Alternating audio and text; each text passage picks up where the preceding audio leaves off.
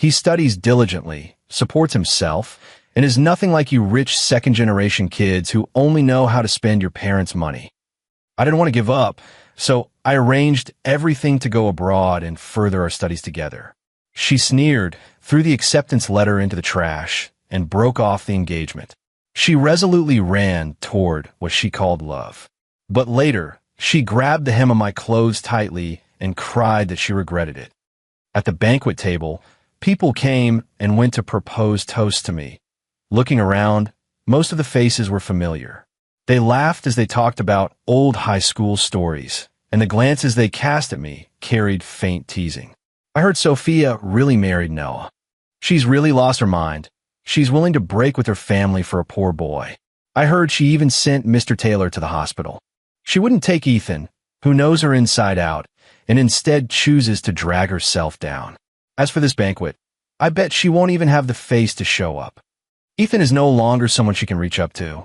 He's a rising star in finance. The Johnson family has landed several big projects under his hand these past years. My father keeps telling me to learn from him. I listened to these voices, some mocking, some flattering, and felt nothing. After all, any feelings between Sophia and me had long since vanished years ago. I gave up completely when she tore up the acceptance letter and called me a good-for-nothing, and I follow my family's wishes to take over the family business. Still, the trope of a rich, beautiful woman marrying down to a poor guy, the kind you only see in dramas, always makes for juicy gossip. The main characters are still here, so cut it out. It's such a happy day. Why bring up something embarrassing like that? My best friend from high school draped an arm over my shoulder and laughed as he handed me a cigarette. In the bustling, lively hall, the lights shone brilliantly. Everyone was well dressed, and the scent of wine rose from the clinking goblets, drifting among the mingling guests. Everyone was in high spirits. After all, upper-class parties are essentially places to do business, and the behind-the-scenes power networks of those who attended the same private high school are even more intricate and closely connected. Whether this project lands with your family or mine can be easily determined between clinks of glasses. As the party neared its end, even I felt a bit dizzy, so I used the excuse of going to the restroom to step outside and catch my breath. On a cold winter night, I slowly paced down to the first floor, the biting draft through the corridor instantly clearing my head. The cigarette, but between my fingers, was almost burned down when I heard a familiar sobbing voice coming from the private room next door. The woman's voice trembled slightly, as if she had been deeply wronged. "Boss Lou, look, I kept you company drinking for so long today about that job of mine." The private room door wasn't fully closed. From where I stood, I could only see the lower half of the woman's face. She was wearing an ill-fitting knit dress, and a pair of greasy hands were restlessly groping her. The man seemed to be enjoying her faint struggles. He suddenly yanked her over, his beer belly pressing against her waist, grinning lecherously and crudely. Didn't Miss Taylor always look down on people like me back then, even saying I reeked of money? The woman forced a smile and tried to explain, her fingers stiff as she swept her hair up, revealing her whole face. I casually glanced over and met those eyes brimming with tears. Sophia seemed electrocuted. She sprang up from the man's lap and, looking at me, was full of humiliation and helplessness. She seemed to have found a lifeline and hurriedly rushed over, grabbing my wrist. "Ethan, what are you doing here? Did you come looking for me?" The man greeted me with a beaming smile the moment he saw me. "Ethan, what brings you here today? Do you know Miss Taylor?" His tone was full of probing. It seemed if I didn't nod, he would immediately make Sophia pay. The woman's hand was terrifyingly cold, her grip so strong it nearly bruised my wrist purple, a hint of pleading showing on her face. In a daze, I seemed to see again that little girl sitting at the piano, smiling with an innocent, adorable face. What surprised me was that after all those years and changes, she was so disheveled when we reunited. I sighed softly, nodded at the man indifferently, and led her straight out of the hotel lobby. All the way, she stubbornly gripped my wrist, babbling incoherently. "Ethan, back then I was stubborn. Actually, I wanted to go apologize to you the next day. But when I got to your house, I found out you'd gone abroad to take over the family business. I've missed you so much these past few years. After you left, I felt guilty and regretted saying those things to you. Sophia, you're already married. Isn't it inappropriate for you to keep holding my hand like this? I cut her off and abruptly pulled my hand away from hers. I was just giving you face in the lobby. Now please show some respect. Sophia immediately shut up. The sadness in her eyes was unmistakable as she looked at me. Is it really necessary, Ethan? I glanced at her coldly and said nothing. She seemed unable to stand the way I was, irritably running her fingers through her hair. You must be feeling very pleased with yourself now, right? Back then I didn't listen to you about studying abroad, and now I'm paying the price. I've brought this on myself. But we grew up together. Can you really just throw away that bond as if it meant nothing? I scoffed, my tone edged with derision. A bond? Sophia, you're the last person who has any right to talk to me about a bond. In high school, Sophia and I were already engaged. Our two families have been close for generations. We grew up together and are the epitome of childhood sweethearts. Almost everyone knows she is my fiancée.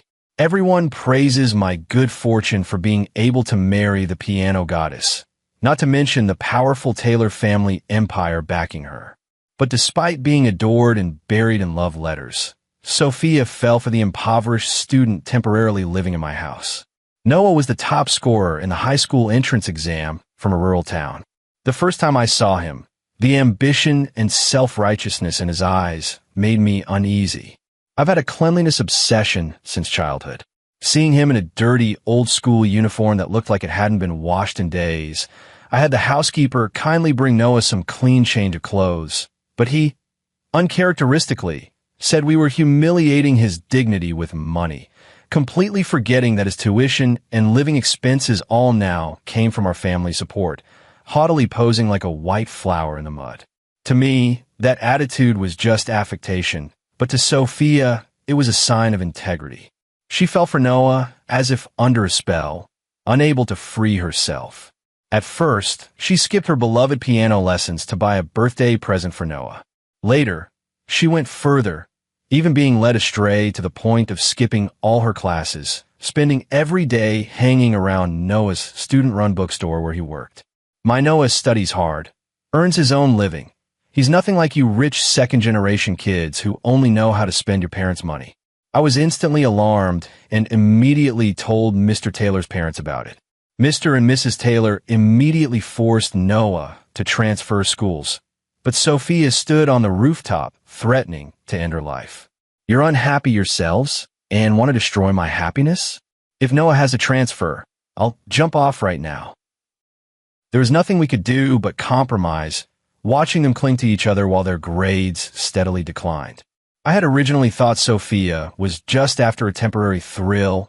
I didn't expect her to be so obstinate. Her rebellious behavior escalated during senior year. She came straight to my house to demand we call off the engagement, threatening that she would pursue love. She said righteously, "Ethan, I don't like you. Let's stop tormenting each other." I was so angry my eyes reddened. Could our more than 10 years relationship still be worth less than the few months you spent with him? As soon as Noah was involved, she immediately took an aggressive stance. I told you he and I are true love. How could a pampered young master like you possibly know how hard his life used to be? Why are you always biased against him? Do you know he cooked for me himself and even washed my feet with his own hands? I can't remember how I responded at the time, but I still remember the distorted face she made as she ranted and belittled me in a fit of anger. Honestly, it was pretty ugly. A decade plus of feelings dismissed by her as worthless, while she couldn't stop praising the poor kid she'd only known for a few months. In that instant, all my expectations of her vanished, and whatever affection remained was completely worn away. Ethan, I really know I was wrong. I was out of my mind back then. That's why she urged, explaining to me in a way that suggested she wouldn't leave until I forgave her. Well, if it isn't Miss Taylor pursuing true love, a familiar voice sounded. I looked up to see Jack striding over with an air of complete indifference to others, a few people from the banquet trailing behind him. He slung an arm around my neck in a careless way and sneered at Sophia. I heard you've been asking around for a job recently. What? Your self-righteous Noah can't support you. Someone nearby picked up the thread. Come on, her guy looks down on people like us who have a few measly bucks. A few days ago, he was full of himself, calling us all evil capitalists. And guess what? The boss fired him on the spot. He only went to a 211 school and acts like he went to Harvard, neither high nor low.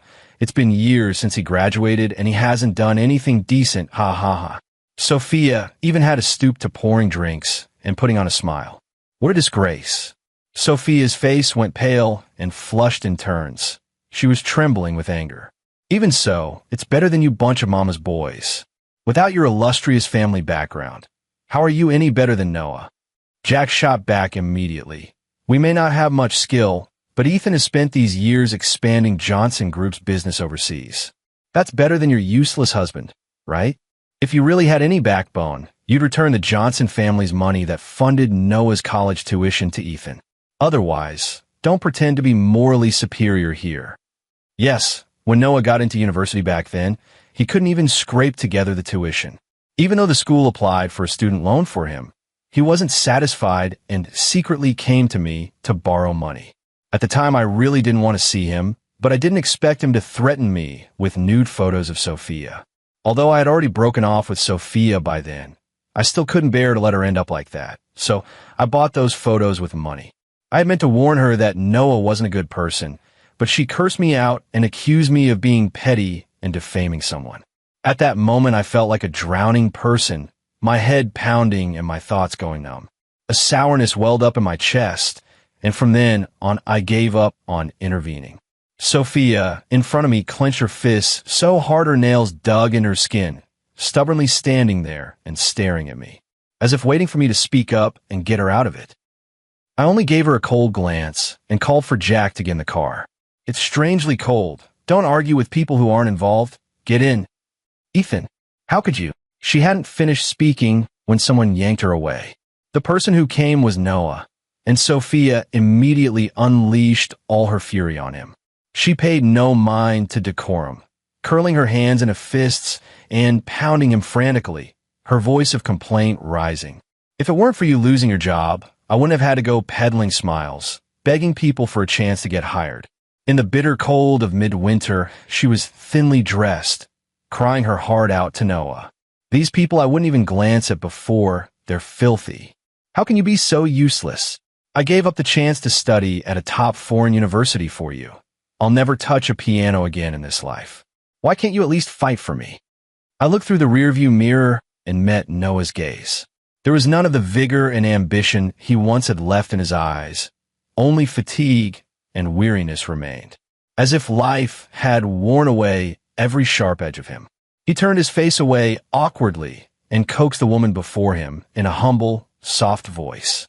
On the way home, Jack enthusiastically told me about what the two of them had been through over the years.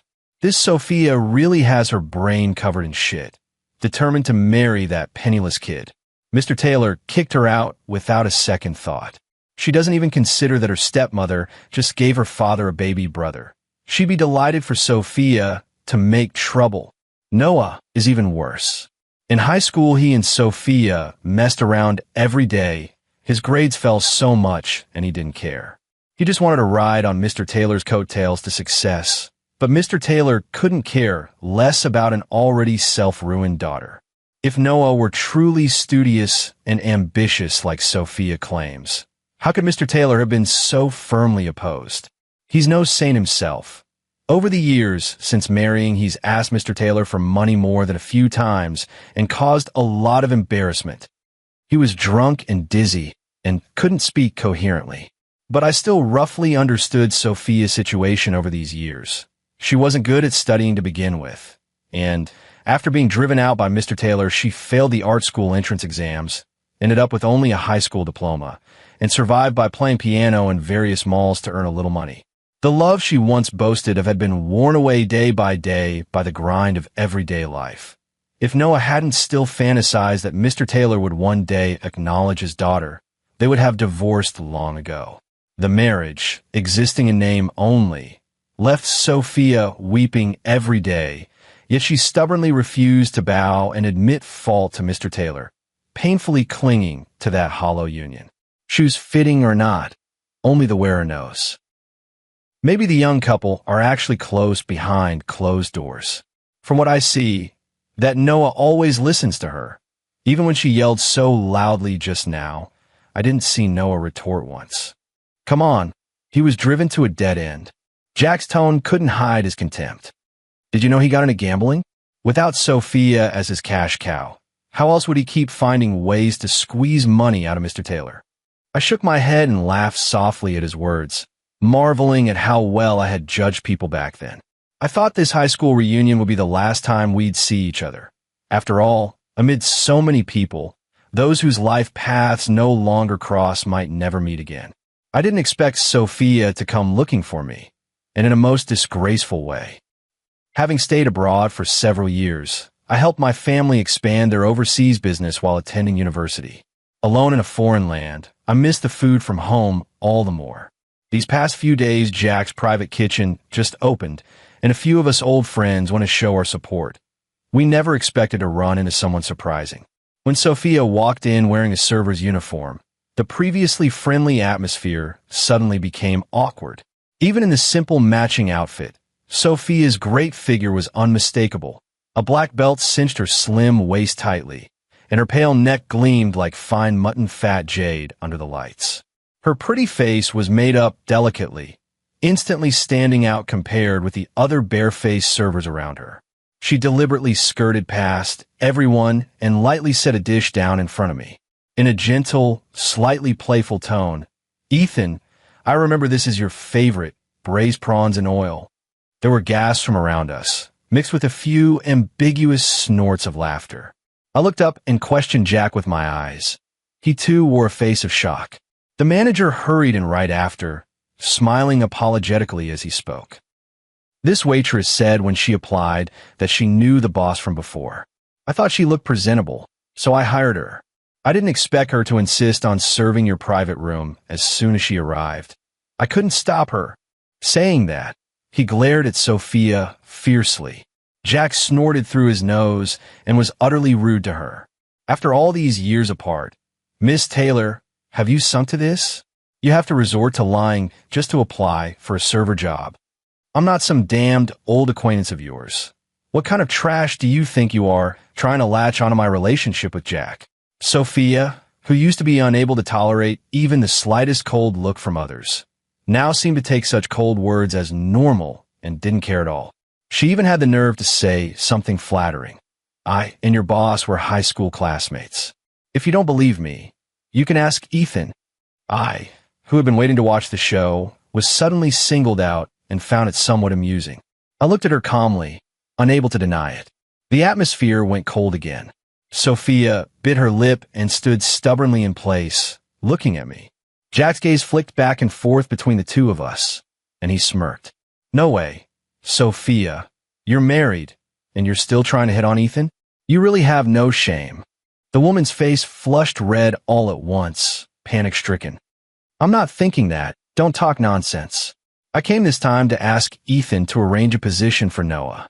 Noah works in electronic information. I heard Johnson Group recently acquired the country's largest electronics company." She spoke while watching my expression. The cold in my face grew as she went on.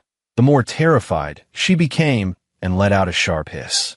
I raised my eyes, my tone devoid of any warmth. "When you broke our engagement back then, you made it perfectly clear that from then on we'd act as if we'd never known each other. And now that your pursuit of love has failed, you're still expecting me to arrange a job for your husband? Sophia, aren't you being pathetic?" She suddenly looked up at me, her apricot-shaped eyes filled with sparkling tears, as if my words had broken her heart. Ridiculous. Back then she had belittled me into nothing for Noah, and now she wanted to use my power to help her lover. What kind of deal in the world is that so worthwhile? The next second, the private room door was thrown open. Noah stormed in angrily, raised his hand, and slapped Sophia, the force sending her crashing to the ground.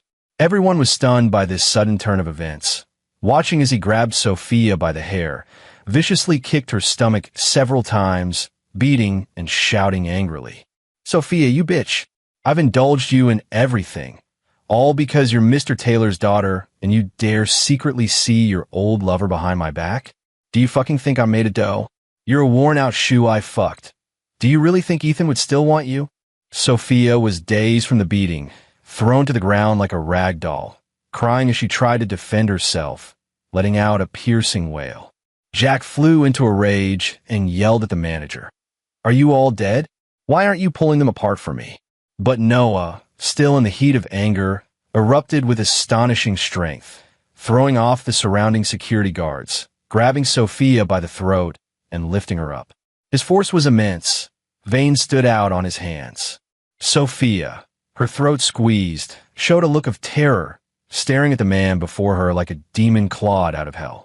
She struggled desperately, but couldn't break free no matter what she tried, tears falling in big drops. She definitely couldn't understand why the same good husband who patiently comforted her even when she cut her finger before could today be cruel enough to want to kill her. Seeing this, I hurried up to help. After all, no grudge is more important than a life. I kicked Noah in the knee.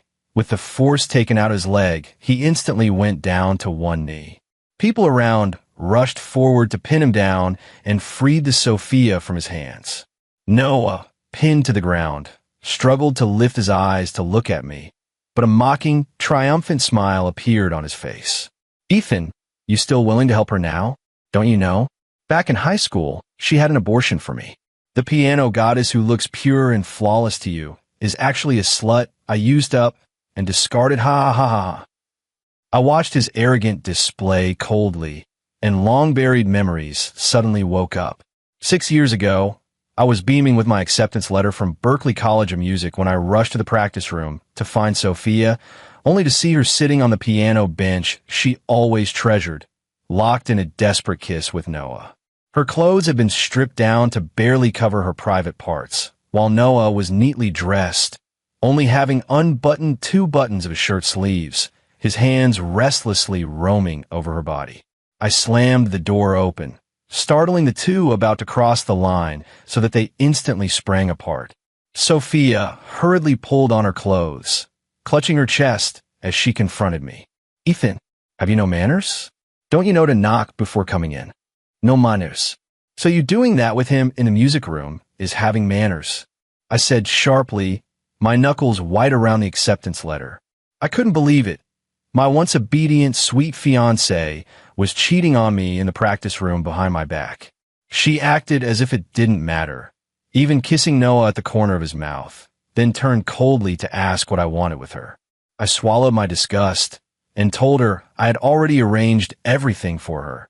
She only needed to go abroad and study in peace. I even earnestly urged her to think about her future. Unexpectedly, Sophia sneered and threw the acceptance letter into the trash. "I want to marry him. Academics aren't more important than love. Don't you dare control my life like my parents do." Noah said it. I am in charge of my life. 2 light sentences buried her future and also buried the flutter I felt in my youth. Just awakened Sophia heard that and nearly fainted from anger. She bit her lower lip hard, sobbing so she could hardly breathe, and pointed at his nose as she shouted, "I must have been blind back then to have ever liked you. Do you know why I came here today?" But before she could finish, Jack, who had been watching for a long time, impatiently spoke up to stop her. "Enough. Stop putting on that tragic act. Throw these 2 lunatics out. If they come one step closer, you can forget about being a manager." The manager kept apologizing, then mercilessly started kicking people out. Sophia, however, clung to the doorknob and wouldn't let go, crying with tear-streaked, mascara-smudged cheeks toward me. "Ethan, I was wrong. Back then I was blind and deaf and misunderstood you. I beg you to forgive me." I looked at her swollen, puffy cheeks and the bright red handprint on them, sighed, and said, "Sophia, actually I don't like braised prawns, and I'm allergic to seafood." No sooner had I finished speaking than Sophia looked at me in disbelief, her features instantly paling. "No, that's impossible. You used to say your favorite was Auntie's braised prawns from my house. Could it be that you? In the next moment, the private room door was slammed shut, and the shrill cries mingled with a man's angry shouts were immediately shut out. Life after returning to the country was actually no different from abroad. My days seemed to be filled to the brim with work and one drinking engagement after another. In a few days, it would be Mr. Taylor's old man's 80th birthday, and my mom specifically told me to look for any girls who caught my eye at the banquet. By the end of the year, you'll be 25, nominal age almost 28, you're nearing 30. You should really think about finding another one. Who calculates age like that? I had a dark line across my mind, but could only lower my head and listen to the scolding. Seeing I didn't speak, she frowned with concern. Don't tell me you still care about that useless girl, Taylor. She's married now. I shook my head with a smile. Mom, why bring her up? I'm just not interested in these things, and besides, the company's so busy. How would I have time for dating? That girl came with me. It would be unfair not to spend time with her. My mother, after hearing me, lightly thumped me a few times in anger and said with exasperated affection, "Say whatever you want, but this time you must put this matter on the agenda. If not, don't blame me for stepping in and picking for you myself. And don't complain I'm being bossy then." At the birthday banquet, I held a wine glass and watched the mingling crowd with boredom. Among them were old money and new elites in all their complexity, and several longtime family friends. Aunts had heard my mother and were trying in various ways to set me up. Jack's mother was one of the most proactive. She stood next to my mother, smiling from ear to ear. "Your Ethan is truly handsome and talented, successful and makes money, and he's devoted and sincere. Not like my boy, who changes girlfriends more often than he changes clothes. He's not as steady as Ethan." My mother wore a proud smile and said modestly, "Your Jack is so handsome, it's normal for him to have many girlfriends. Ethan is just a blockhead, awkward with words, and can't win girls over. After all these years, no young woman has been willing to date him, and it worries me so." I listened from the side, suddenly feeling ashamed. In the meantime, I was forced to add 4 or 5 girls on WeChat. They were classmates I had played with as a child. When we looked at each other, you could see the wry smiles and helplessness in our eyes. I mustered my energy, holding a wine glass as I dealt with those business rivals. Openly or covertly, they were all eyeing the electronics company I had just acquired. After all, it's a hot commodity and everyone wants a piece of the pie. It wasn't long before Mr. Taylor came in person. The old man was 80, his hair all white, but he was full of vigor. "You rascal. When you were a kid, you loved sneaking my prized liquor, and after one trip abroad, you went and forgot about this old man, eh? Now you're some big shot in business. If it weren't for my 80th birthday, I couldn't even get you to come." I grinned and apologized repeatedly, meaning it. "Grandpa, what are you talking about? I'm here now. It's just that the company's been hectic these past few days, and that's why I'm late. I'll punish myself with a drink." With that, without another word, I downed the glass of red wine in my hand. Mr. Taylor patted my shoulder with his hand and laughed heartily. All right. Your drinking's still great. I like your straightforward nature. Ah, if you and Sophia had worked out back then, the two of us could have been family. That good for nothing." He struck his cane hard on the ground twice, his face full of regret. My expression didn't change. I said lightly and calmly, "Feelings depend on fate. They can't be forced. Sophia did choose someone she likes. But as a junior in the future, I'll certainly visit you more, Mr. Taylor. If I cause any trouble, I hope Grandpa won't mind."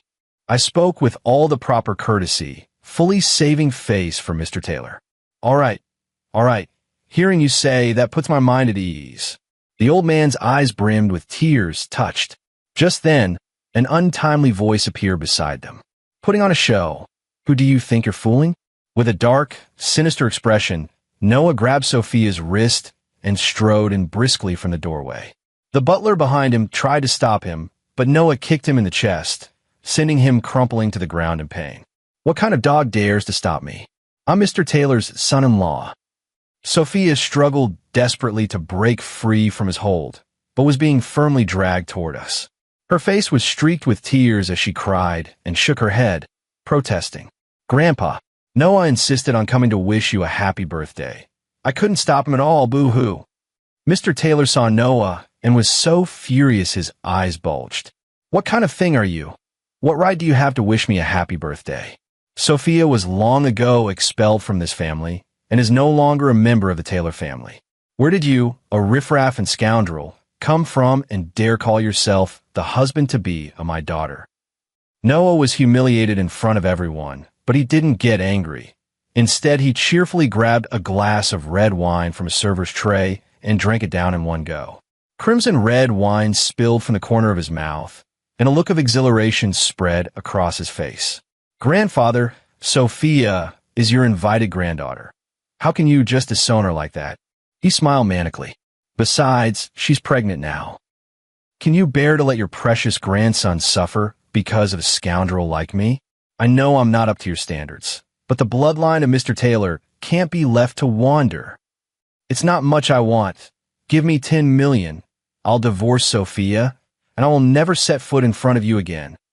He spoke grandly, as if certain Mr. Taylor would capitulate because of the child in Sophia's womb. However, she was sharply slapped by Sophia's stepmother, who had hurried over. You filthy peasant from the countryside dare to make a scene in public. Do you believe I'll report you for trespassing and have you locked up to rot in prison for months? She was not someone to be trifled with. She was 20 years younger than Sophia's father, not much older than Sophia herself, and after Sophia's mother died, she had married into the family on the strength of her pregnancy. She was holding the hand of a 3- or 4-year-old boy, and at the sight of the two discomfited people she giggled. Sophia kneeled on the floor, crying hoarsely, Grandfather, please save me. Noah has taken up gambling. Those debt collectors come day and night to threaten me. I can't sleep at all. Noah, he even hits me. She rolled up her sleeve. Her thin, skin and bone arms were covered in bluish-purple bruises that made one's heart race.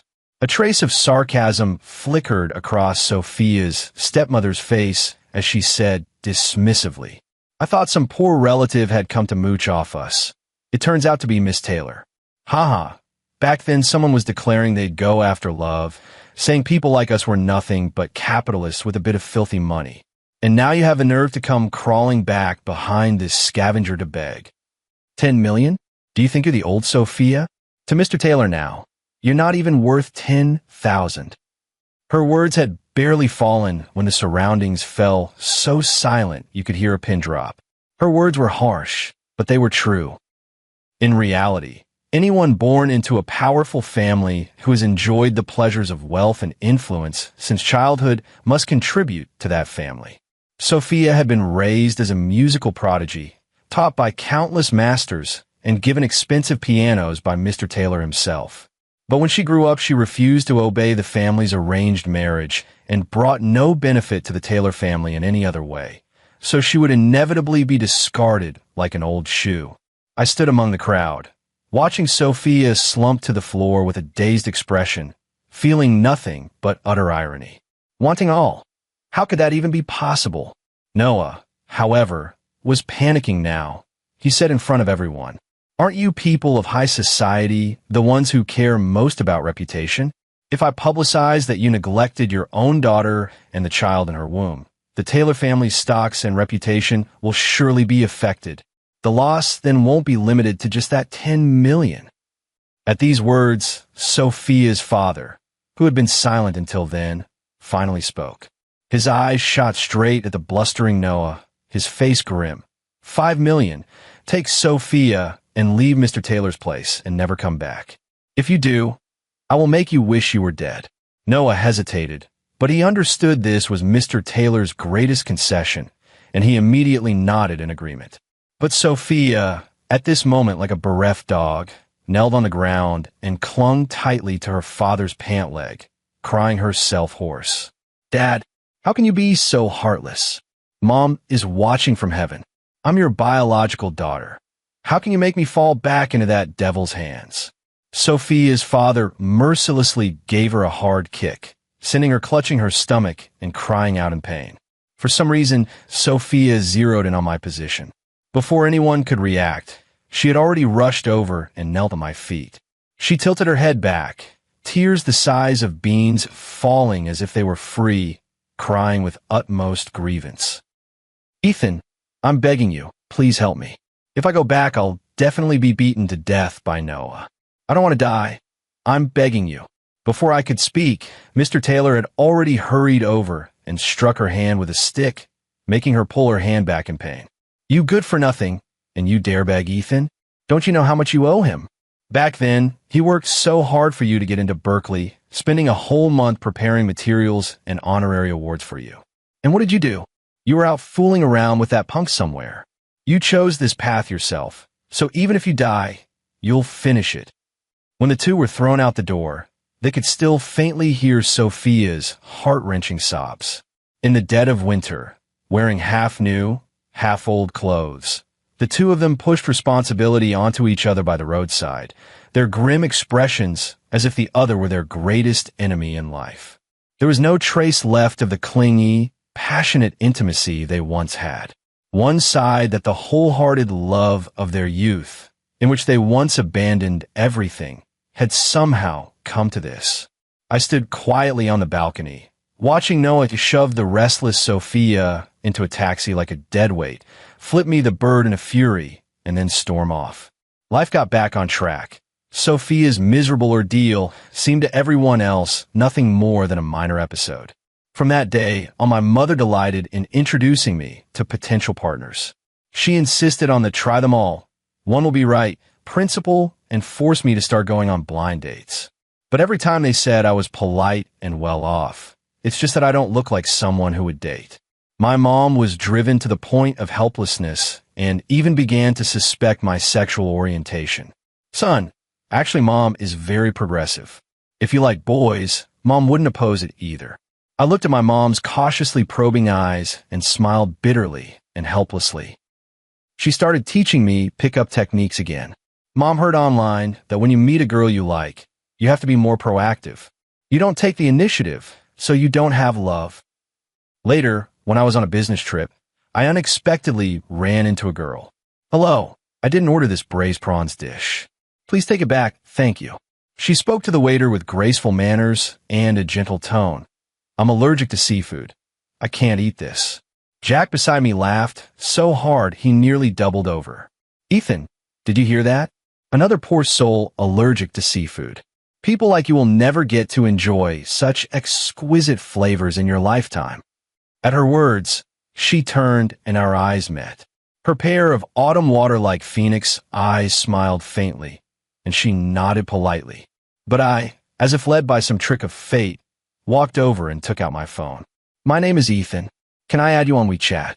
The scene was so awkward I broke out in a sweat, until Jack burst into an astonished laugh, and I realized how blunt my pickup line had been. This moment was still dug up and used as a joke many years after Gujushin and I got married. "George, I've got good news and bad news. Which do you want to hear first?" I put down my paintbrush and looked at my friend Frank. He stood at the studio door with a mysterious air, his face a mix of nervousness and excitement. "Let's start with the bad news. After all, I've gotten used to it these past 3 years. Your painting, Eternity, just sold for a sky-high price. Over $6 million. I frowned. "How is that bad news?" Frank chuckled. "Because it's actually part of the good news. The bad news is, buddy, you might need to see a psychiatrist." "What do you mean?"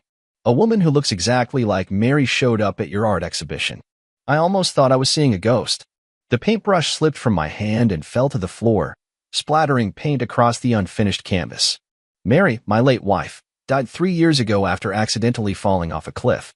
I watched with my own eyes as her body was pulled from the water. In that moment, my world completely collapsed." "Stop joking around, Frank. Why would I lie to you? She even left this." Frank handed me a note, with an address and a time written on it. My hand trembled slightly. The handwriting was exactly the same as Mary's. That night, I waited until midnight at the designated cafe. Just as I was about to leave, a familiar figure appeared at the door. "Mary?" No, it couldn't be her.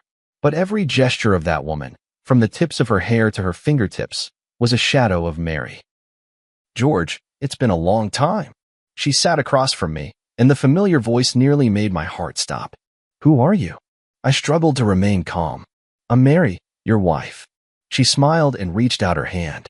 There was a scar on her palm, the mark Mary got when she accidentally cut herself on glass at 15.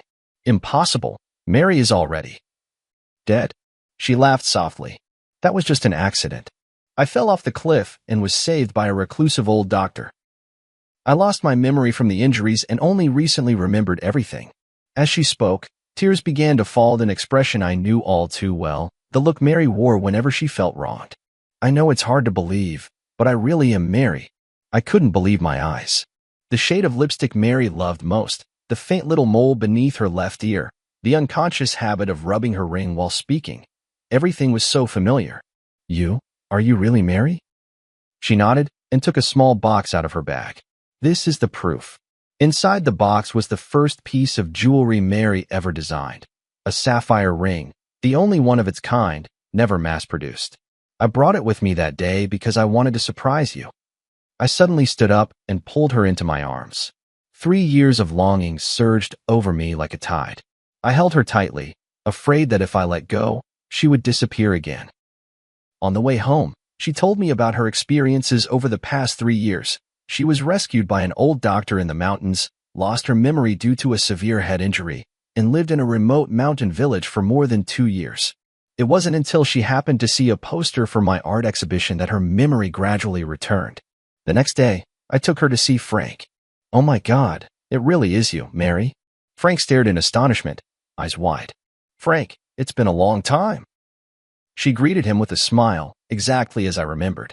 Frank pulled me aside and whispered, "Man, this is unbelievable, but I really believe it's her." Who else but Mary could call me by my childhood nickname so accurately? That was something only the two of you knew. A week later, Mary officially returned. We held a small welcome party for her. Her mother was so overwhelmed that she fainted, and when she woke up, she clung to her daughter and refused to let go. But that night, I noticed the first sign that something was off. Mary never ate mangoes because she was severely allergic. Yet the returned Mary absent-mindedly tasted a mango dessert and was perfectly fine. "Aren't you allergic to mangoes?" I asked. She paused for a moment, then quickly laughed and said, "Oh, that old Chinese doctor cured my allergy. He's really amazing." I nodded, but in my heart, I marked the first question mark. Is this really my wife? A month passed quickly, and Mary blended perfectly into our lives. She knew the location of every item in the house, remembered our shared memories, and could even accurately name friends we hadn't contacted in years. But those subtle feelings of discord kept growing. For example, the real Mary liked to listen to classical music, especially Debussy, while designing jewelry. But she would always unconsciously hum along to pop songs. Mary always habitually used her left hand to hold chopsticks, even though she knew it was wrong. She just couldn't change. But she was a standard right-handed user. The most obvious difference appeared that night when I accidentally caught her smoking in the bedroom. The real Mary hated the smell of smoke. Even when I came home from social events with a faint scent of cigarettes, she would frown. "When did you start smoking?" I stood at the doorway, my voice soft. She was clearly startled, hastily snuffing out the cigarette. This is a herbal cigarette for treating insomnia, prescribed by an old Chinese doctor." I nodded, not pressing further, but the doubts in my heart only grew deeper. The next day, I went to find Frank. "Help me check if, in the past 3 years, plastic surgery technology has advanced enough to achieve this level." Frank's eyes widened. "You mean, she's not Mary?" "I'm not sure, but there are always some things that don't add up." 2 days later, Frank brought news. High-end plastic surgery can make faces look similar, but it can't replicate the exact placement of scars or moles. And there's a limit to how well someone can imitate a voice. What if it was a twin? Frank shook his head. "Mary is an only child. We all know that." I decided not to show my feelings for now and to keep observing. A week later, Mary's mother came to my house with astonishing news. "George, Mary is going to have a baby," my mother-in-law told me excitedly. I stood there stunned. Before we got married, Mary had been diagnosed with uterine hypoplasia. The doctor had made it clear she could never get pregnant. This was our shared secret. Not even my mother-in-law knew. How do you know that?" I managed to ask. "Mary told me this morning. She said she already had a checkup. It's been 2 months. My mother-in-law happily grabbed my hand. "It's a blessing from above. Mary survived death, and now she can bring us new life." My heart sank to the bottom. This absolutely could not be Mary. That night, I dug out the hospital's diagnosis certificate in my study, which clearly stated the condition of Mary's uterus. But when I wanted to talk to Mary about it, I found her in the bedroom, excitedly discussing the decoration of the nursery with my mother-in-law. "Mary, could you come here for a moment?" I called her calmly. She followed me into the study, still wearing a blissful smile on her face. "Did you forget about this?" I handed her the diagnosis certificate. She took it and glanced at it, her face instantly turning pale. "George, I can explain." "Explain what?" "Explain that you're not Mary at all." Mother-in-law heard the commotion and walked in. "What's going on with you two?" "Mom, take a look at this." I handed her the proof. My mother-in-law read it, then looked at Mary in astonishment. "What's going on?" "Mary, you can't have children." "Of course she can," I sneered, "because she's not Mary at all." My mother-in-law's face changed dramatically. "What nonsense are you talking about?" "I can explain." She hurriedly grabbed my mother-in-law's hand. "That old Chinese doctor not only saved my life, but also cured my uterine problem. It's a miracle, truly." My mother-in-law looked at me, then at her, hesitating. "George, you're being too paranoid." My mother-in-law finally took her daughter's side. "Mary has come back with great difficulty. You should cherish her, not doubt her." "Yes, George, I know this is hard to accept, but miracles do happen." Tears welled up in her eyes. "Haven't we always wanted a child? Now we can finally have our own baby." I looked at her face, identical to Mary's, yet I became more certain in my heart. This woman was not my wife. "All right, I believe you." I smiled, deciding to go along with their story for now. Let's wait together for this miracle to happen. That night, I secretly contacted a private detective. My mother-in-law gladly accepted her daughter's explanation, even suggesting she move in with us to take care of Mary during her pregnancy. Outwardly, I agreed, but inside I grew even more wary. This was no coincidence. There had to be some kind of plot. "Mom, haven't you always lived in Haicheng? Won't it be hard to get used to living here?" I probed cautiously. "For my grandson, I'm willing to endure any inconvenience," my mother-in-law said firmly. I noticed a fleeting unnatural expression on Mary's face. Could the truth be connected to my mother-in-law? On the third day after my mother-in-law moved in, I discovered more suspicious details. For example, the real Mary never drank coffee, but she and my mother-in-law often enjoyed it together. Also, Mary's favorite movie was Roman Holiday, but she claimed to prefer Titanic. The strangest thing is, Mary used to despise her cousin Tom when she was alive, but now he visits frequently and chats and laughs with Mary as if they're old friends. I told Frank about these discoveries. "Buddy, things are getting more and more suspicious," Frank frowned. "Are you sure you want to keep going like this? Why not just expose her directly?" "It's not the right time yet.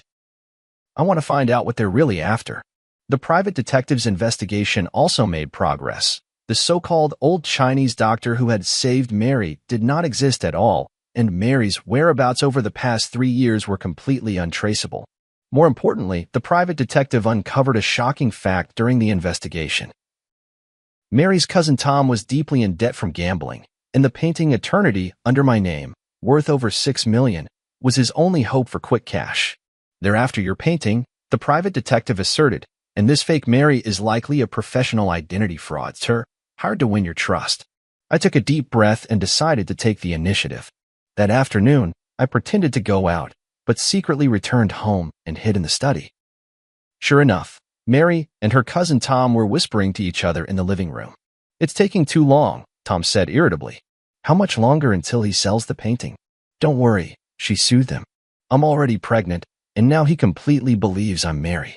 In a little while, I'll say I want to move to a better neighborhood for the sake of the baby, and then we'll naturally need to sell the painting to raise money." "You're really pregnant?"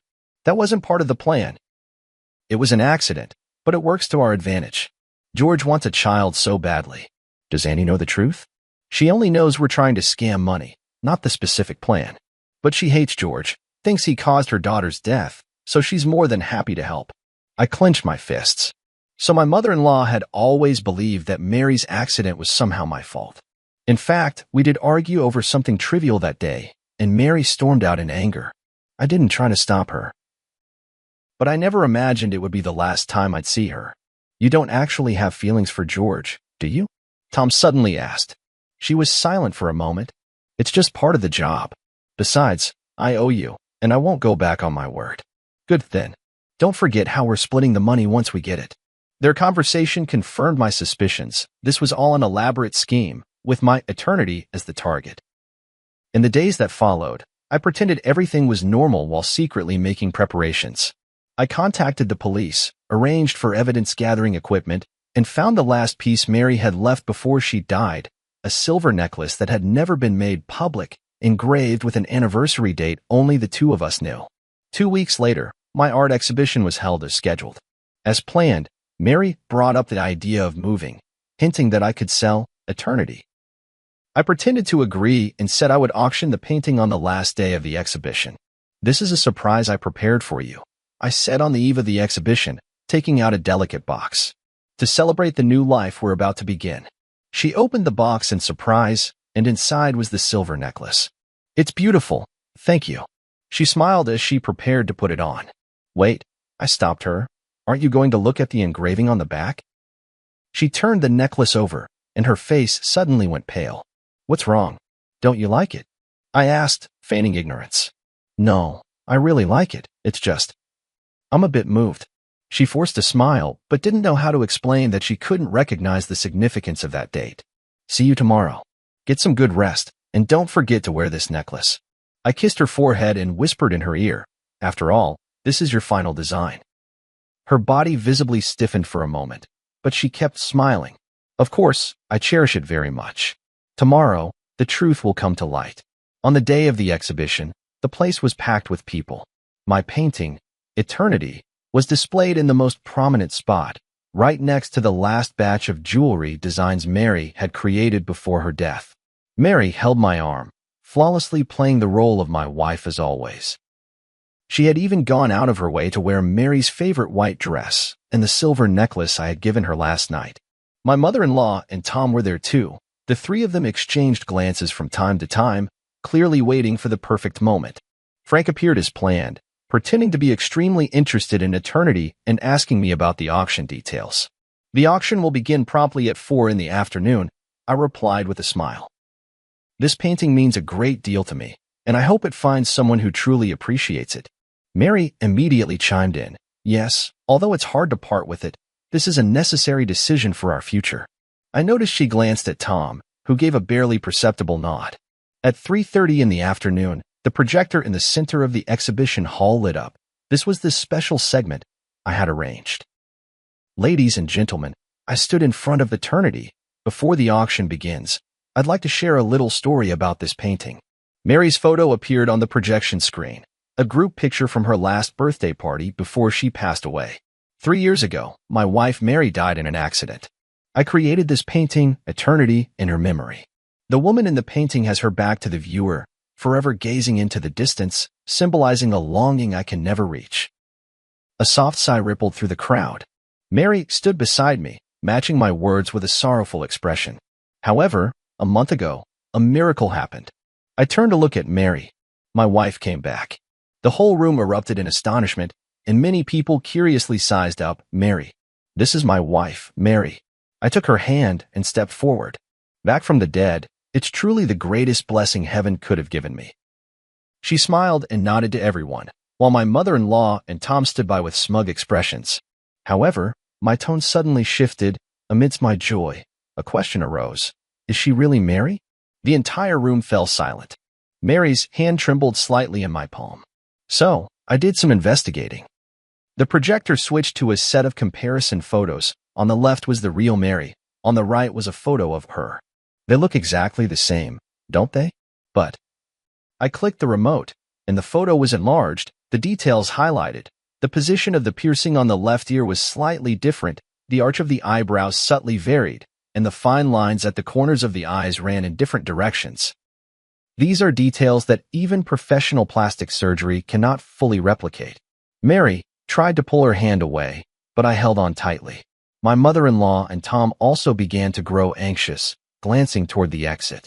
More importantly, the real Mary has a feature that cannot be copied. I turned to Mary. "The necklace I gave you last night has a date engraved on the back. Can you tell everyone what that date is?" She opened her mouth, but no words came out. That was the due date of our first child, the one we lost. I spoke softly, my voice trembling with emotion. Mary designed this necklace to commemorate the baby we never got to meet. The date was our secret, only Mary and I knew. The room fell utterly silent. Mary turned deathly pale, my mother-in-law's eyes widened, and Tom had already started edging toward the door. What surprised me even more, I continued, was that the real Mary could never get pregnant due to an underdeveloped uterus. Yet this, Mary claims she's already 2 months along. I let go of her hand and took a step back. So, who are you really? A flicker of despair flashed in Mary's eyes, but she quickly regained her composure. I am Mary, it's just that old Chinese doctor. The non-existent old Chinese doctor, right? I sneered. Just like the non-existent amnesia, the non-existent miraculous recovery.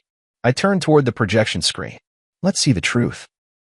The screen played the secretly recorded video of her conversation with Tom, their discussion on how to swindle eternity, clearly audible. This isn't. She tried to explain, but my mother-in-law had already rushed forward. Who are you really? My mother-in-law screamed. You're not my daughter? Auntie, stop pretending, I said calmly. You know she's not Mary. You just wanted to get back at me, didn't you? My mother-in-law's face turned pale. I didn't know she was going to impersonate Mary. Tom just said he needed help to scam some money. Police. Don't move. Several plainclothes officers emerged from the crowd, blocking Tom as he tried to escape. Amid the chaos, Mary took the opportunity to shove me aside and run toward the exit. I chased after her and caught up in the parking lot. Tell me, who are you really? She finally stopped, turned to face me, tears welling in her eyes. My name is Luna. I'm an actress. Tom found me and said if I helped trick you out of a painting, he'd give me $1 million. I needed the money for my sister's medical treatment. Why did they choose me? Why Mary? She shook her head. I don't know. They gave me a lot of information, photos, videos, even your chat logs. I was just following the script. The police arrived and took her away. I stood where I was, gazing at the distant sky, my heart a tumult of emotions. Back in the exhibition hall, the crowd had already dispersed, leaving only Frank and a few police officers. It's all been cleared up, Frank walked over. Tom owed money to loan sharks and was desperate. Your mother-in-law always resented you for not saving Mary, so she helped them plan the whole thing. I walked up to eternity, gently caressing the back of the woman in the painting. Mary, I can finally give you an answer. The police left with the evidence. Frank patted me on the shoulder. What do you plan to do next? I took a deep breath. Prepare for the final painting. What will it be called? The Pursuit, I said softly. This time, I'll paint her face, not just her back. After the case was solved, my life seemed to return to where it was 3 years ago. Eternity was temporarily held by the court as crucial evidence. Tom and Luna were arrested for fraud, and my mother-in-law was investigated as an accomplice. The prosecution wants you to testify in court, the officer called to inform me. The trial is scheduled for early next month. I agreed, though I was utterly exhausted inside. After exposing the deception, I thought I would feel the thrill of revenge, but what I felt instead was a profound emptiness. Those days spent with Mary that month had allowed me to feel a trace of warmth in life again, even if that warmth was born of lies. Frank often came to see me, worried I might fall into despair once more. I told him not to worry, that I was working on a new piece, The Pursuit. Are you really going to paint Mary's face from the front? Frank asked curiously. For the past 3 years, you've always refused to do that. It's time, I replied. We can't live in the past forever. I moved out of the apartment I had shared with Mary and returned to the old house in the suburbs, the place where the real Mary and I had first made our home. The dust-laden memories in the house brought me both pain and comfort. Mary's studio remained just as she had left it, design sketches scattered across the table, unfinished jewelry drafts pinned to the drawing board. One afternoon, while sorting through Mary's belongings, I discovered an encrypted external hard drive. After several attempts, I finally unlocked it using our wedding anniversary as the password. Inside were backups of Mary's design works, along with some personal photos and videos. One folder in particular caught my attention.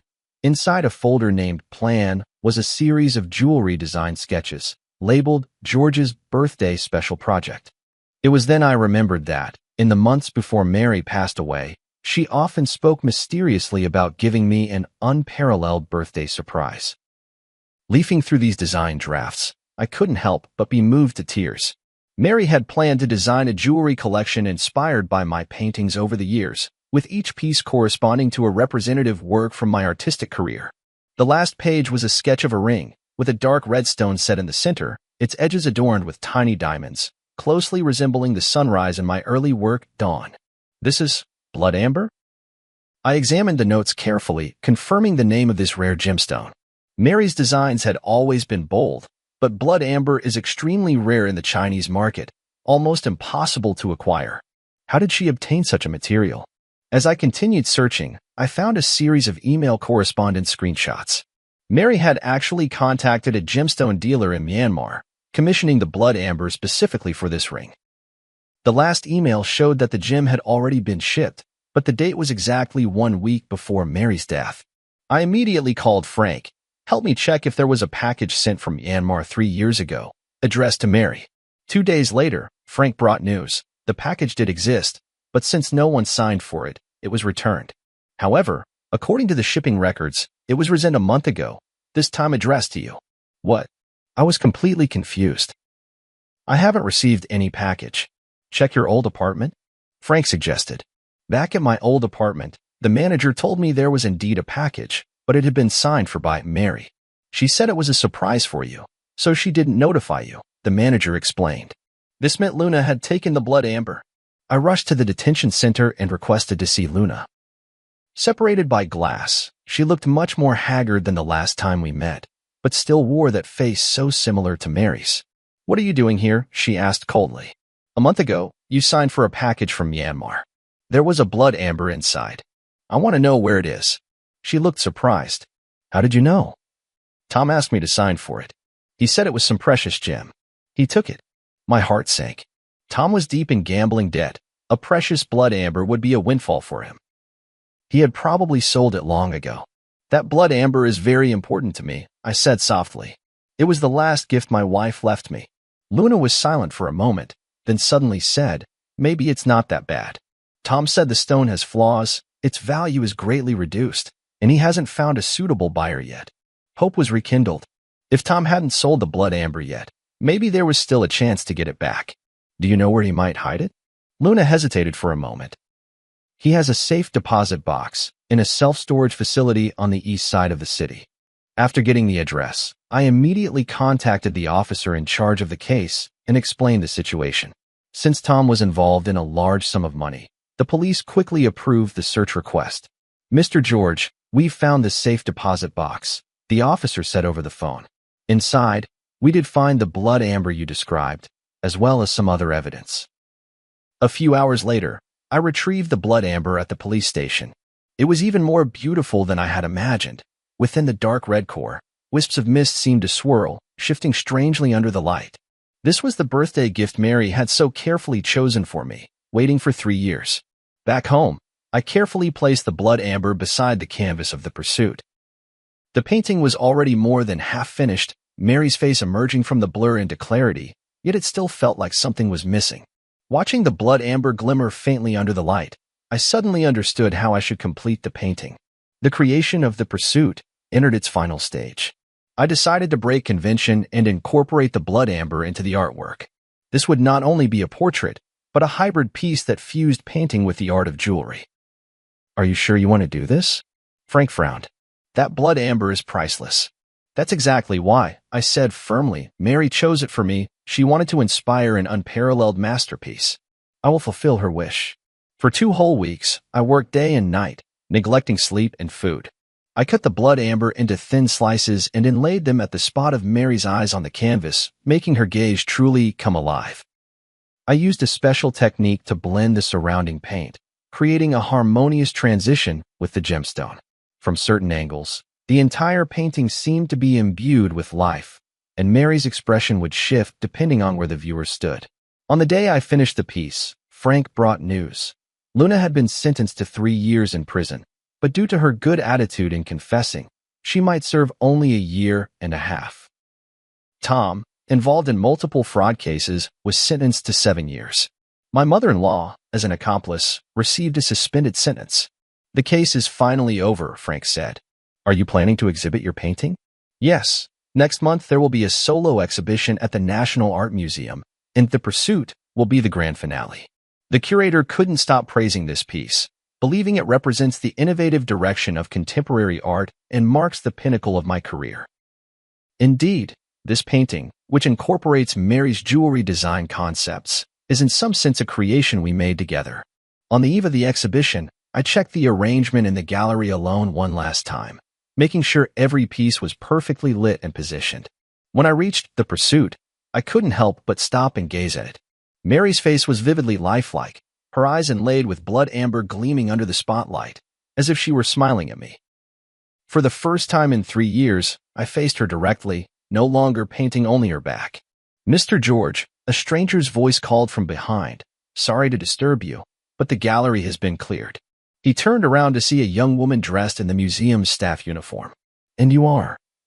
"I'm the new curator, responsible for security in your exhibition area," she explained with a smile. "I really like your work, especially this piece, The Pursuit." "Thank you." I nodded. "I'll be leaving soon."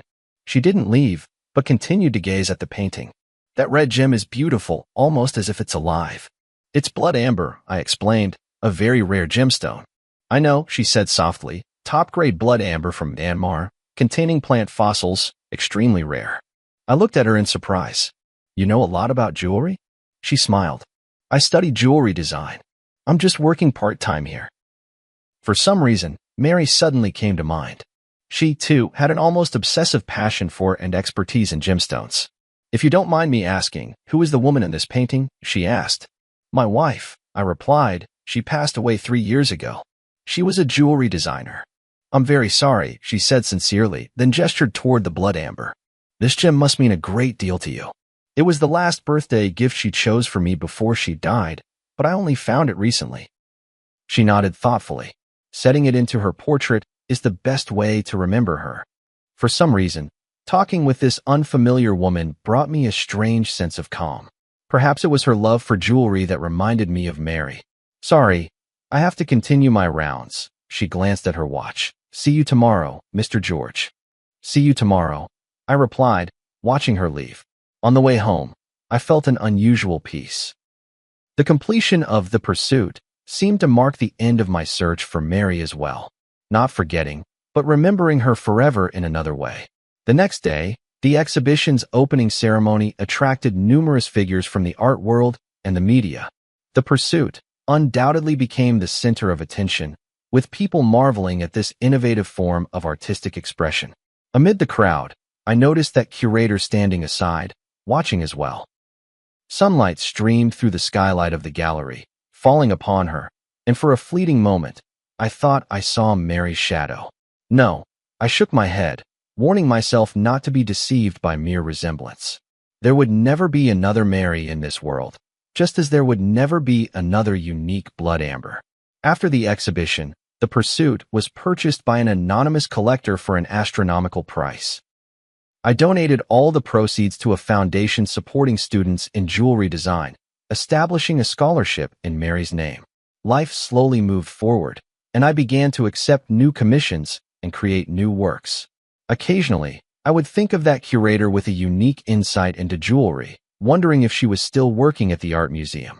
Until one day, I received an email from HL. There were no words, only an image. A sketch of a ring design, the style strikingly similar to Mary's unfinished series. My heart raced as I replied immediately. "Who is this?" The response came quickly. "Yesterday, you brushed past me by the cafe on the street corner, but you didn't recognize me. If you want to know more, wait for me at the museum entrance at noon tomorrow." Is it that librarian? How could she have a design so reminiscent of Mary's style? Filled with anxiety and anticipation, I decided to accept the invitation and find out for myself. The next day at noon, I arrived at the art museum half an hour early. The sun was shining, and small groups of visitors were coming and going from the exhibition hall, but there was no sign of the mysterious person. Just as I began to suspect this might be some kind of prank, a faint trace of perfume drifted by, a scent unfamiliar to me, yet it inexplicably reminded me of Mary. "Mr. George, thank you for coming." The voice behind me made me turn around. It was the curator. Today, she wasn't wearing her uniform, but a simple white dress, completely different from Mary's style when she was alive. Did you send the email? I asked directly. She nodded. There are some things I want to tell you, but not here. Will you come with me? We walked through the small park beside the art museum and arrived at a secluded cafe. The whole time, I kept observing her. Her mannerisms, the way she walked, none of it resembled Mary. Yet her sensitivity to detail and her focused attention gave me a strange sense of familiarity. Who are you, really? The moment we sat down, I couldn't wait to ask. My name is Nicole. She looked me straight in the eye. I'm Mary's student. This answer caught me off guard. Mary had indeed taught jewelry design part-time at the Design Academy before she passed away, but she had never mentioned having any particularly close students. I took her advanced design class the year before she passed, Nicole explained. Her guidance benefited me for a lifetime. That still doesn't explain why your designs resemble her style so much, I said, half convinced. Nicole took a folder out of her bag. These are all notes from Ms. Nicole's class and her feedback on my work. You can look at the handwriting and confirm that it's really hers. I carefully examined the materials. It was indeed Mary's handwriting. There were even traces of the pale purple ink she habitually used. Before Ms. Nicole passed away, she was guiding me on my graduation project, Nicole continued. The theme was interwoven light and shadow, blending Eastern and Western aesthetic elements. She gave me a lot of valuable advice, and even showed me a sketch from a private project she was working on at the time. George's special birthday project? I blurted out. Nicole's eyes widened in surprise. You know about it? I only found out recently. I briefly explained the origin of the blood amber. I knew that blood amber would eventually find its way back to you, Nicole said with a smile. Nicole always said it was a destined gift. Is that why you contacted me? Because you saw the blood amber? Nicole was silent for a moment, as if choosing her words carefully. Not entirely. After Nicole passed away, I've been trying to carry on the design philosophy she taught me. Some time ago, I happened to see the news about your eternity being stolen, and then I saw someone impersonating Nicole. I thought I should tell you a few things. She took a letter out of her bag. This is the last letter Nicole gave me after class before she passed away. She said if her surprise plan went smoothly, I should show you this letter. If anything went wrong and she was gone, I should still make sure you see it. I took the envelope. It was indeed Mary's handwriting, and it read, "To my dearest husband." The envelope had already been opened. I didn't know what was in the letter at the time. I just kept it as Nicole instructed, Nicole explained. It wasn't until I saw the news that I opened it. I hope you won't blame me. I carefully took out the letter paper and unfolded it to read.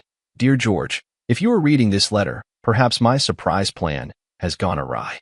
Don't worry, it's just that the plan has changed, and the form of the gift may be different now. The blood amber I picked for you is said to be known as the Eye of Rebirth. Legend has it that looking at the world through it reveals truths that are often overlooked. I hope it can become a turning point in your artistic career, leading you to see new possibilities. All these years, your paintings have always depicted backs, as if you're afraid to face something head-on.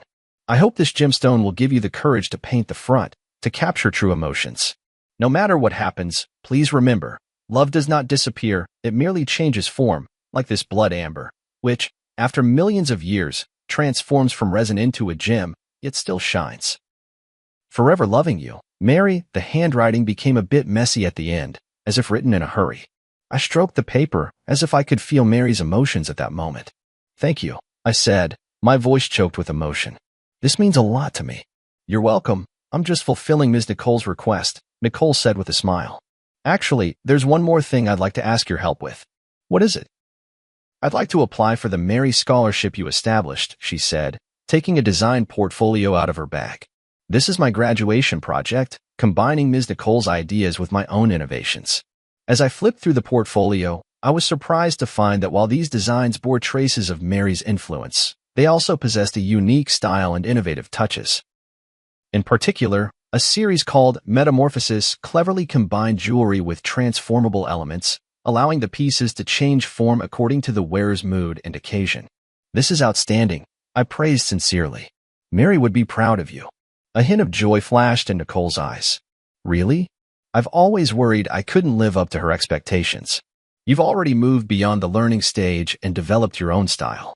That's exactly what she hoped to see. As we talked, sunlight streamed through the window and fell on Nicole. In that moment, I seemed to understand something. When Mary spoke of love changing its form, perhaps she wasn't just referring to the blood amber, but also to her passion for art and its legacy. Luna tried to impersonate Mary by mimicking her appearance, but she could never truly replicate who she was.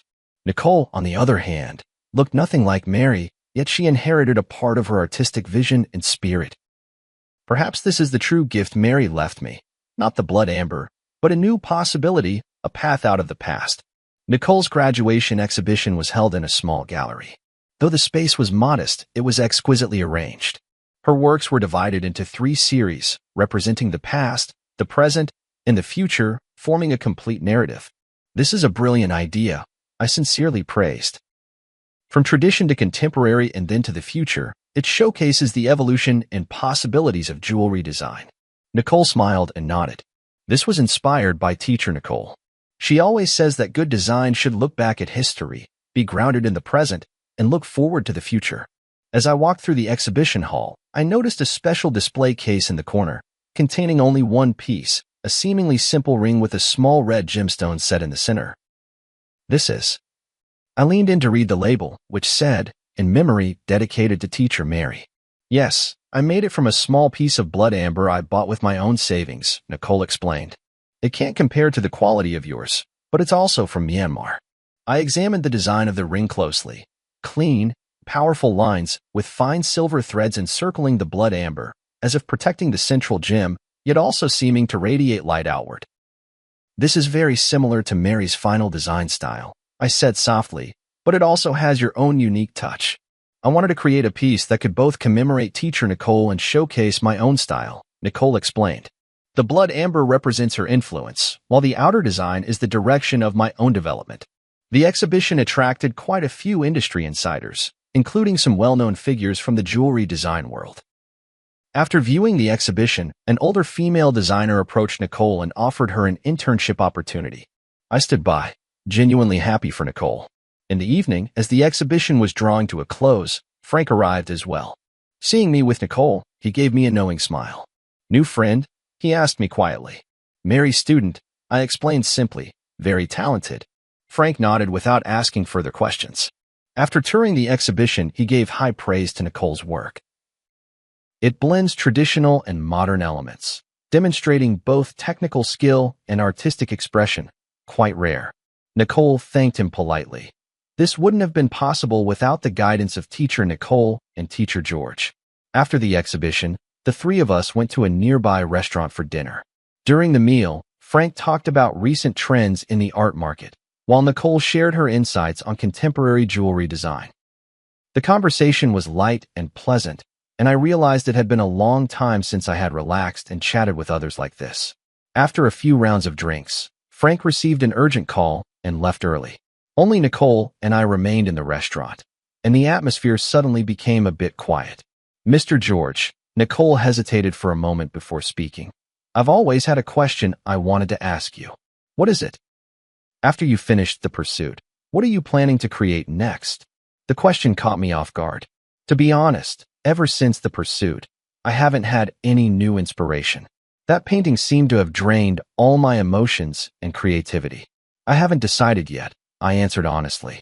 "It might take some time to find a new direction." Nicole nodded thoughtfully. Nicole once said that the hardest thing for an artist isn't creating a stunning masterpiece, but finding a way forward after reaching the peak. She really did say that, I recalled with a smile. Mary always saw further than I did. "Maybe," Nicole said softly, "you could try a new direction that combines your work with jewelry design? Like in The Pursuit, but taking it even further." I recalled what Mary mentioned in her letter about seeing new possibilities, and suddenly I was inspired. "You mean creating a series of works that combine painting and jewelry?" "Exactly," Nicole said excitedly. "Your paintings create emotion in 2-dimensional space, while jewelry gives it tangible form in the 3-dimensional world. The combination of the two would have an astonishing effect." The more we talked, the more engaged we became, even sketching a few concept designs on the restaurant's napkins. Nicole's ideas were fresh and bold, perfectly aligning with my artistic vision, yet bringing a new perspective. As we left the restaurant, Nicole suddenly said. I have to confess something. I looked at her in confusion. I reached out to you not only to deliver Nicole's letter, but also for a personal reason. I hope to learn from you, she said candidly. I want to become a designer like Nicole, someone who not only creates beautiful works but also perfectly blends art with emotion. Her sincerity moved me. You're already on that path, and you're doing very well. Then, may I consult you often? She asked a little nervously. Of course, I'd be delighted. On the way home, a series of new works already began to take shape in my mind. A cross-disciplinary art that fuses painting and jewelry, both as a tribute to Mary and as a new starting point in my artistic career. That night, I had a dream. In the dream, Mary stood in a halo of blood-red light, smiling at me and saying, "See, I knew you would find a new direction." When I woke up, I got out of bed immediately and began sketching for the new series. I decided to name it Rebirth. Not only representing the ancient life forever preserved in blood amber, but also symbolizing the rebirth of my artistic career, as well as the inheritance and development of Mary's artistic vision.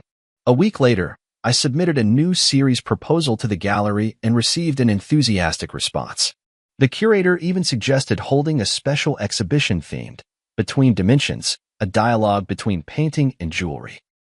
For this project, I invited Nicole to join the team as a jewelry design consultant. She had just graduated from design school and was both excited and nervous about the opportunity.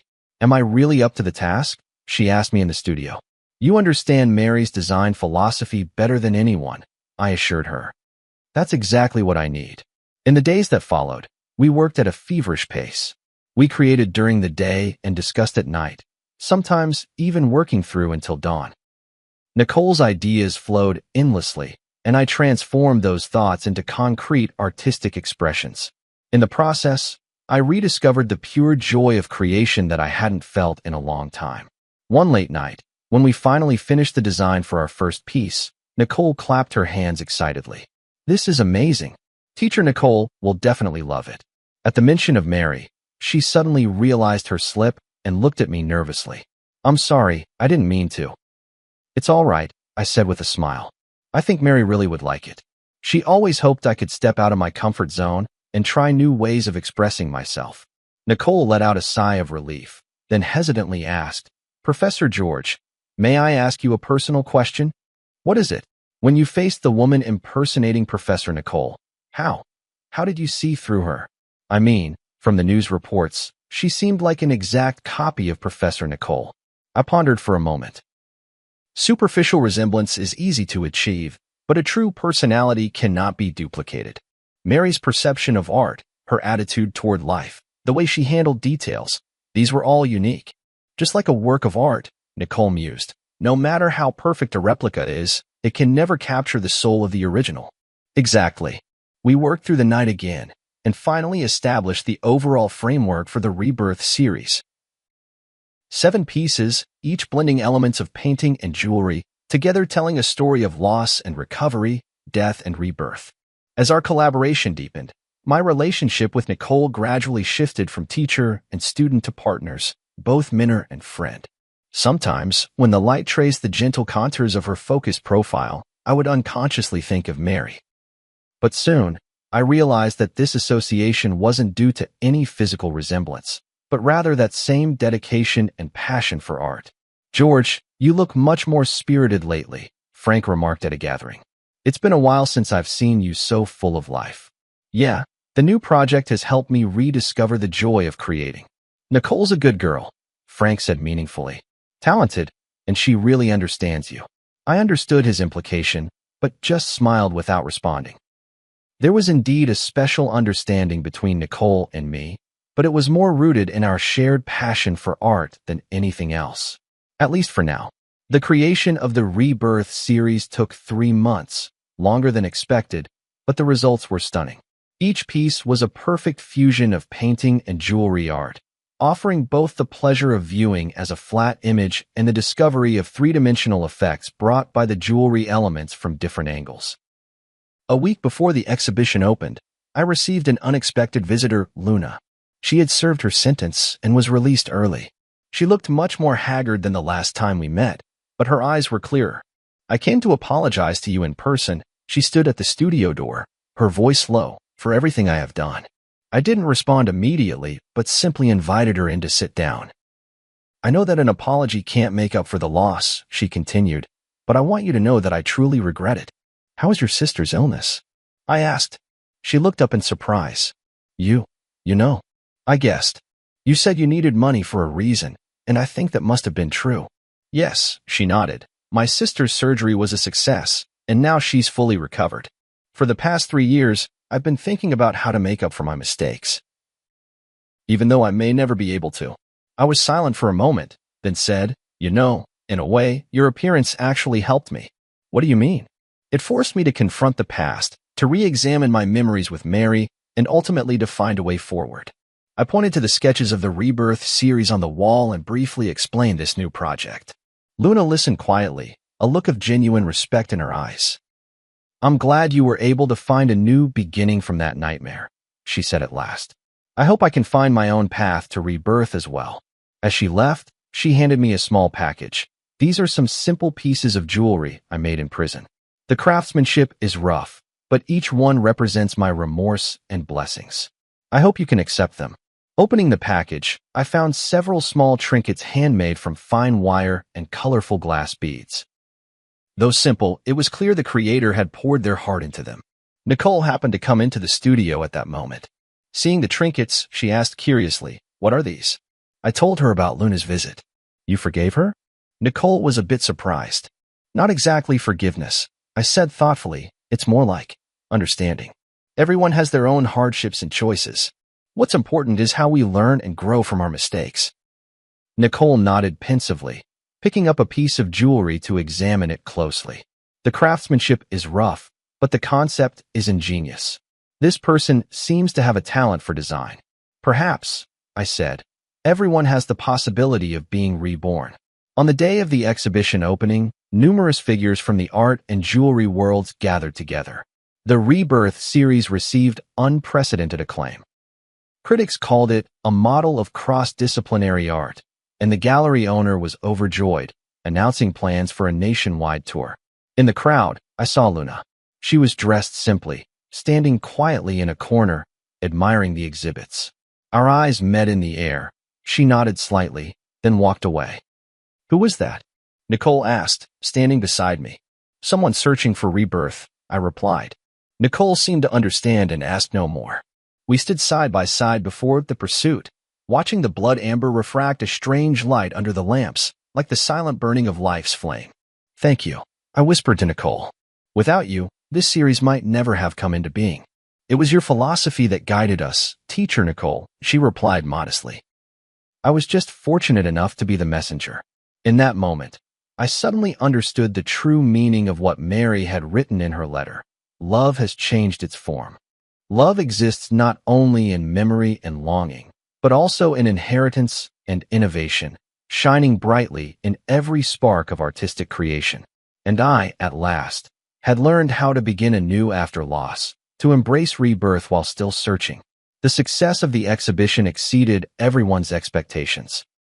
In just 1 month, the Rebirth series was reported on by major media outlets and even attracted the attention of the international art world.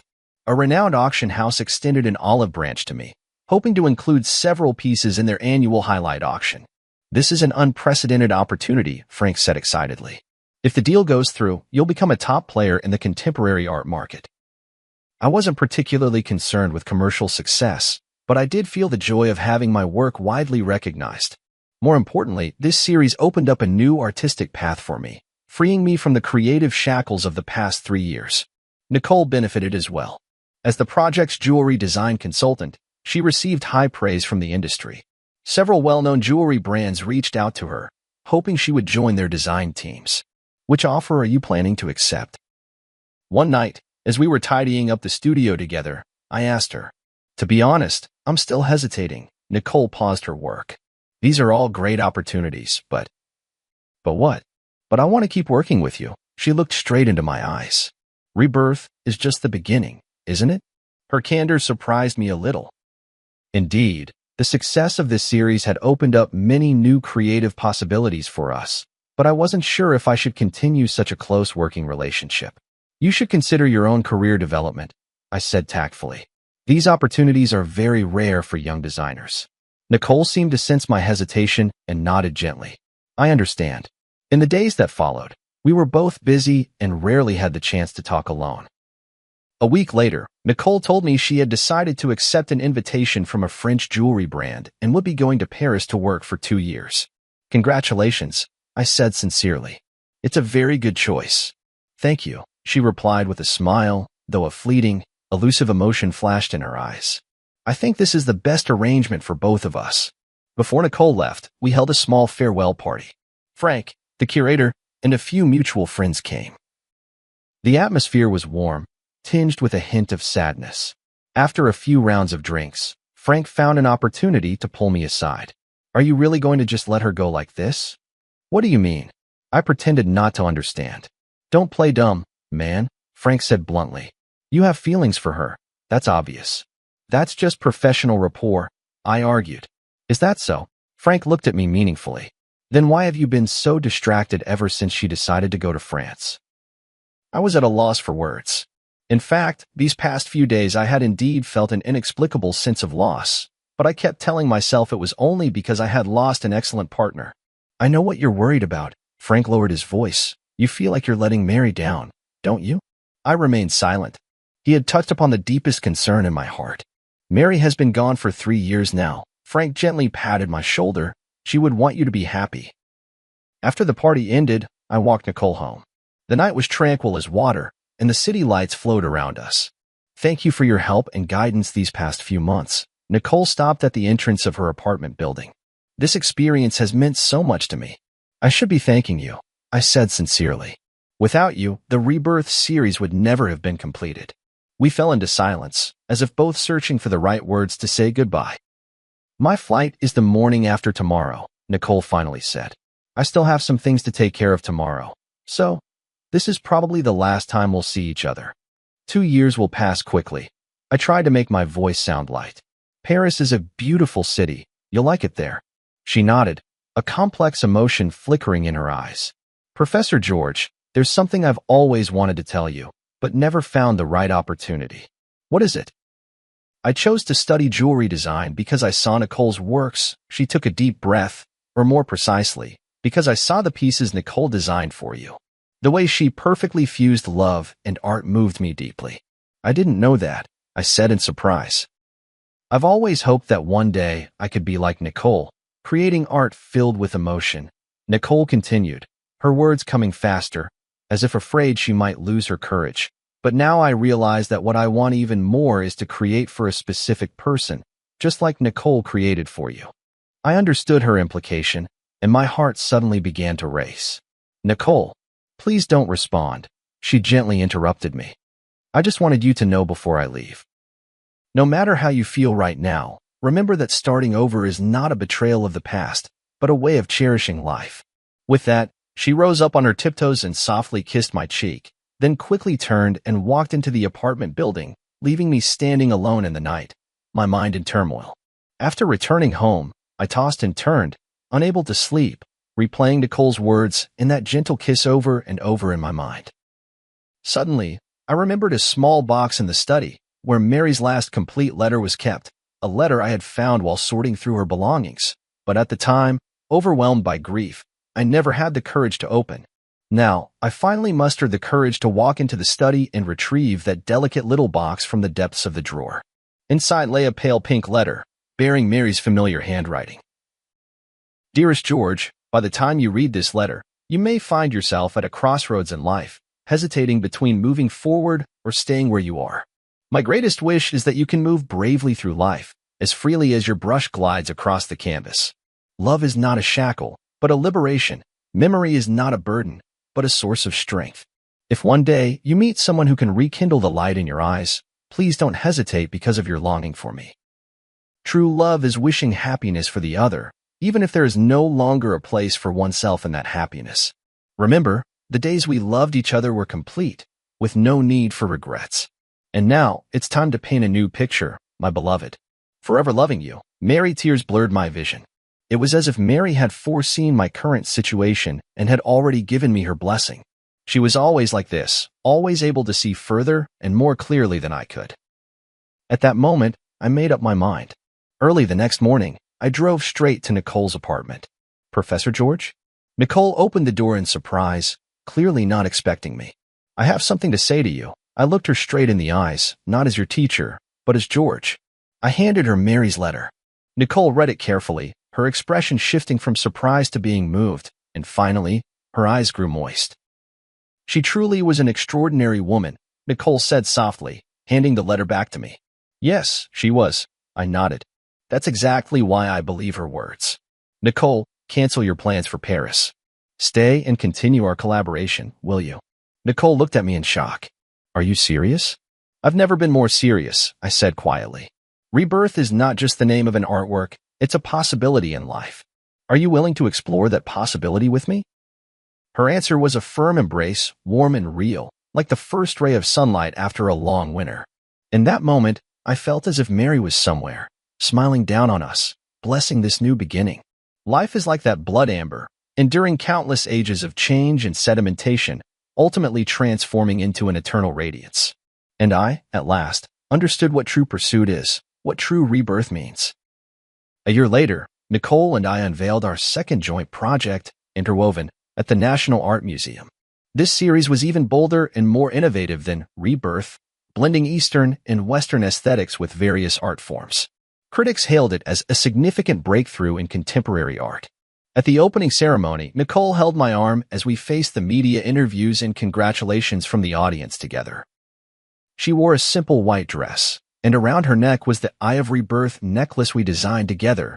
She completed the jewelry part based on my painting. "Your collaboration seems even more in sync than your last project," a reporter asked with a suggestive smile. Nicole glanced at me, and we exchanged a smile. Yes, both in art and in life, we found the perfect balance. This indirect answer drew a round of good-natured laughter from the reporters present. My relationship with Nicole was no longer a secret, but we always kept a low profile, letting the public's attention remain focused on our artistic creations. After the exhibition, we drove out to a small hill in the countryside. There stood an ancient oak tree, beneath which Mary's ashes were laid to rest. This was the place we chose, rather than a traditional cemetery, natural, peaceful, just like Mary herself. "Mary, the exhibition was a great success today," I said softly to the stone beneath the tree. "Nicole's designs were admired by everyone, just as you once predicted." Nicole crouched down and placed a bouquet of white daisies in front of the stone. "Teacher Nicole, I've been working hard to become the kind of designer you hoped I would be. I hope you can be proud of me." A gentle breeze stirred, and the oak's leaves rustled softly, as if it were Mary's reply. On the way back, Nicole suddenly said, "I've been thinking about something." "What is it?" "If that woman who pretended to be Ms. Nicole hadn't appeared, you might never have found the blood amber, never created the pursuit, and we might never have met." Her words made me fall into deep thought. Indeed, it was the series of events triggered by that deception that ultimately led to everything now. It feels as if, in the unseen, some force has been orchestrating it all. "Perhaps that's the irony of fate," I said softly. "Sometimes, the worst beginnings can lead us to the best endings." When I returned home, I received an unexpected package. Upon opening it, I found a delicate little box containing a handmade ring. Though simple, the craftsmanship had improved greatly compared to the pieces I had seen before. There was a note attached. "Mr. George, thank you for your kindness and understanding a year ago, which gave me the courage to start over. Now I have found a job at a small jewelry shop, and my life is gradually getting back on track.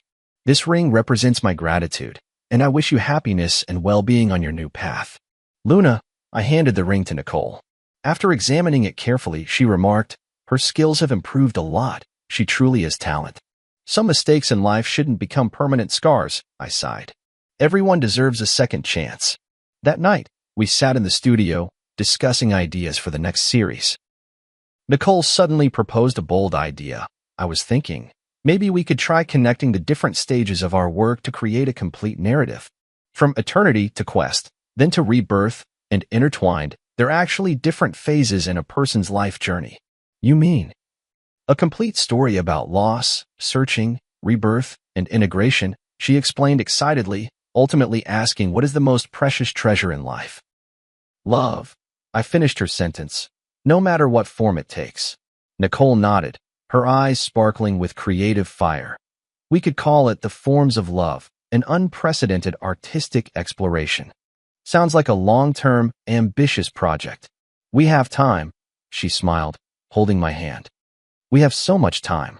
In that moment, I felt a powerful surge of creative inspiration, just like when I first began my artistic career years ago, filled with passion and possibility.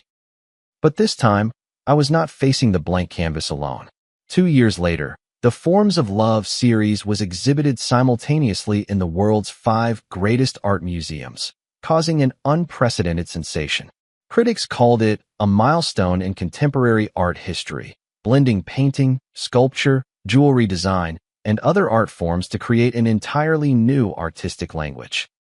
The final piece of the exhibition was titled Eternal Ring, a massive circular canvas depicting every form of love in life, familial, platonic, romantic, and the love for art itself. The edge of the canvas was inlaid with gemstones of various sizes, and under certain lighting, these gems would cast light onto specific parts of the canvas, revealing another hidden layer of patterns. The centerpiece of this work is a massive blood amber. Through intricate optical design, the light it projects perfectly outlines 2 embracing figures.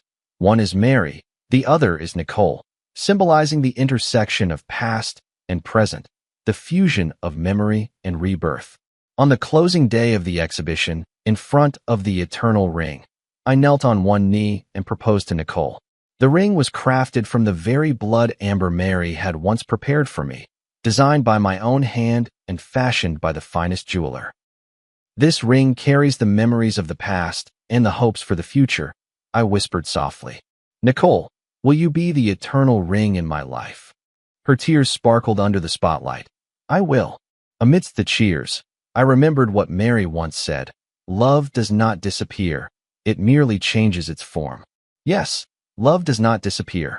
It exists in memories, in art, in every rebirth and new beginning. It traverses time and crosses space, like that blood amber which, after millions of years, still shines, forever retaining the original warmth and brilliance of life. This is the answer I have been searching for all along. Between loss and gain, between seeking and rebirth, love remains constant, only appearing in different forms along the journey of life. And all we need to do is bravely accept this gift, no matter how it comes to us. On the day of the wedding, the sky was a clear, washed blue.